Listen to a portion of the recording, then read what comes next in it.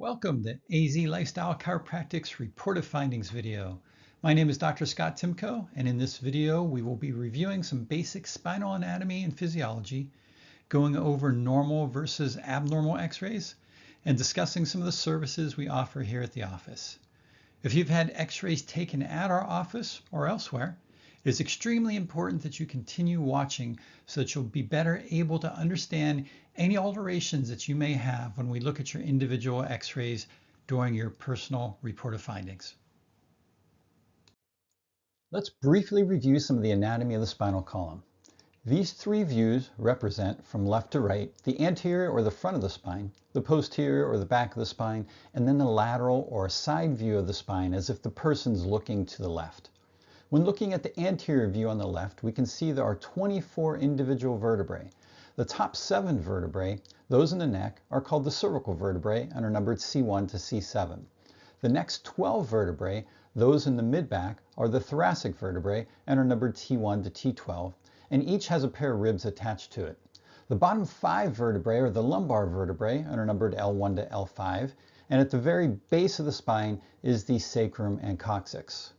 When looking at the view on the right, the lateral view, we will note that the cervical spine curves forward, which is called a lordosis. The thoracic spine then curves backwards, which is a kyphosis. The lumbar spine forms a lordosis, and the sacrum a kyphosis. These curves are very important to provide flexibility, absorb shock, and maintain balance. In fact, if there are alterations in these curves, it can have severe effects on the structure and function of the spinal column. We will be discussing what these alterations are when we look at some x-rays later in the presentation. When looking at the spine from the front or the back, it should be nice and straight. Any lateral or S curves are called scoliosis. The spinal column sits on a foundation called the pelvis. We are looking at it from the posterior or the back. The sacrum is connected to the right and left ilia in the back by the sacroiliac joints. The ilia are connected in the front by the pubic symphysis. The hip joints are a ball and socket joint formed with the head of the femur. This illustration shows a lateral and superior view of a section of the spinal column. The spinal cord is a main pathway for signals from the brain to the body and from the body back to the brain. It travels along the back portion of the vertebrae through the spinal canal. Spinal nerves branch from the spinal cord at each level through small holes called the intervertebral foramina. Each vertebrae is separated and cushioned by an intervertebral disc. These discs are formed by a softer, gelatinous center surrounded by a harder cartilage-like outer surface and act like the shock absorbers of the spinal column. Pressure on any of these spinal nerves can create symptoms associated with the path of the nerve. In this first illustration, pressure on a nerve in the neck may cause neck pain, but may also cause symptoms radiating into the shoulder, arm, elbow, forearm, or even the hand. The next illustration shows how pressure on the nerves in the low back may create low back pain, but may also travel into the buttock, leg, knee, calf, or even the foot. Of course, symptoms can be present and travel along the paths of any of the spinal nerves. These symptoms can be as varied as muscle spasm, tenderness, numbness, tingling, cramping, and of course pain. Many of us don't realize that branches of these same nerves travel internally to the organs, tissues, systems, and cells of our bodies. Misalignments of the vertebrae, which we call subluxations, can put pressure on the nerves. This can create many of the symptoms we discussed on the previous slides. They may also alter the functions of the organs, systems, and cells of our bodies, creating a multitude of other symptoms which are not even correlated with the spine. This is why chiropractic adjustments can be so powerful. By removing these subluxations, we are often able to eliminate pain and allow proper function of the body to return. Now that we have a better understanding of the anatomy and physiology of the spinal column, let's take a look at some x-rays to better understand what might be causing your symptoms or could potentially cause you problems in the future. This is an X-ray of a near normal lateral cervical spine. The first thing we should notice is a nice forward cervical curve or lordosis. We can measure the angle of this curve by placing a line across the back portions of the second and seventh vertebrae and measuring the angle this creates. A normal lordosis should measure close to 43 degrees. The next thing to look at is the even spaces between the vertebrae where the discs are located. This gives us an indication of the health of the discs. The head placement or head carriage can be measured by dropping a line down from a specific point in the skull. This line should be less than 10 millimeters in front of C4. Any farther forward is called a forward head carriage. Lastly, the bodies of the vertebrae should be squared off with no lipping or spurring, which are called osteophytes. We are now looking at what is a near normal posterior view of the cervical and thoracic spine. We can see that from this view, the spine should be nice and straight with no lateral curvature present. This next image is of an extreme case of scoliosis. Scoliosis, or any other altered curvatures of the spine, can cause undue pressure on the spinal column by compressing nerves, straining joints and spinal discs, and altering the body's natural alignment. This can lead to degeneration of the spine and, of course, a multitude of different symptoms. This X-ray is of a near normal lumbar lordosis. We can see the 5 lumbar vertebrae, the sacrum, and the coccyx. Like the cervical curve, the lumbar lordosis should measure close to 43 degrees. Once again, the disc spaces between the vertebrae should be equally spaced. A gravity line dropped down from the center of the L3 vertebrae should intersect just in front of the anterior portion of the sacrum. This indicates the center of gravity and lets us know if the body is leaning forward or backwards. Of course, the vertebrae should be squared off with no lipping or spurring.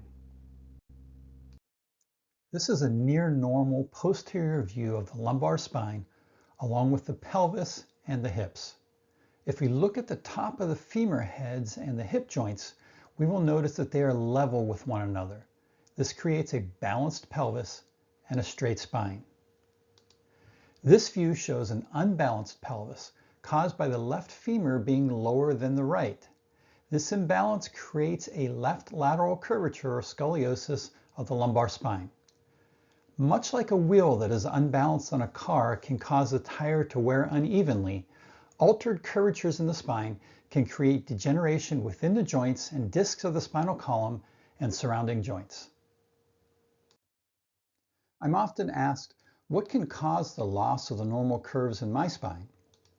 We've already seen how unleveling of the pelvis can create abnormal lateral curvatures or scoliosis. This can be caused by one leg being shorter than the other or alterations of the structure of the knee, ankle, or foot. Additionally, abnormal spinal curves could be caused by some type of accident or physical trauma. This could be a whiplash injury caused by a motor vehicle accident, a slip and fall, or even sports such as football, wrestling, soccer, gymnastics, and others. Another cause is repetitive motions, such as tasks like using a computer or cell phone for long periods.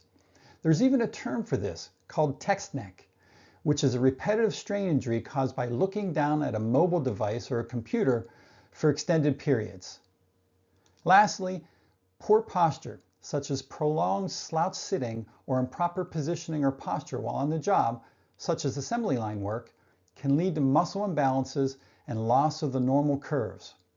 Most often, though, it is some combination of these occurring over many years that causes the loss of the normal curves of our spines.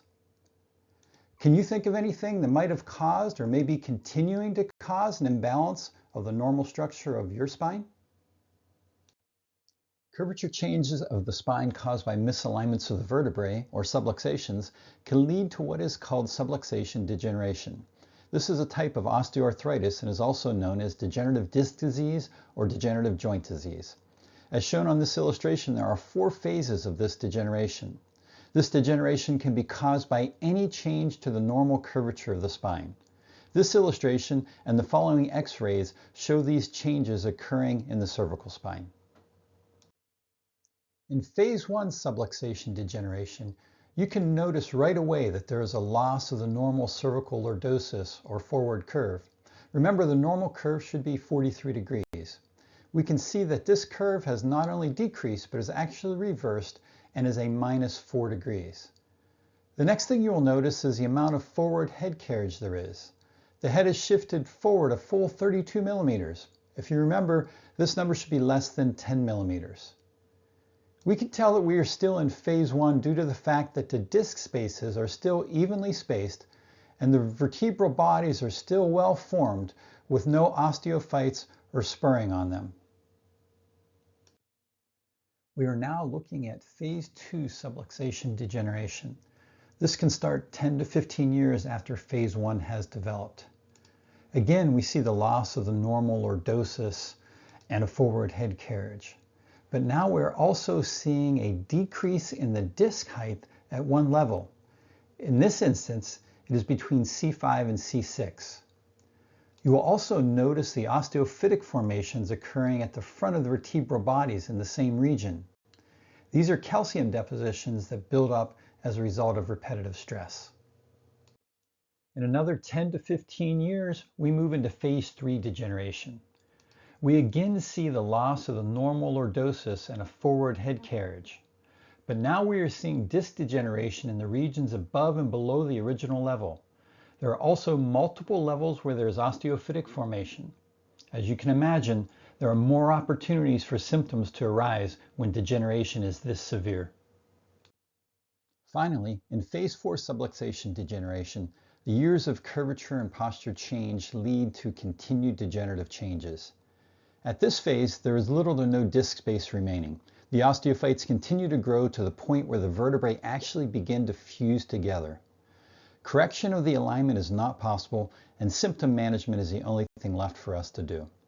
Obviously, we want to catch these spinal imbalances as soon as possible and begin making the corrections necessary to slow or stop this process from continuing. Whatever phase you're in, we will design a specific treatment plan with your needs in mind.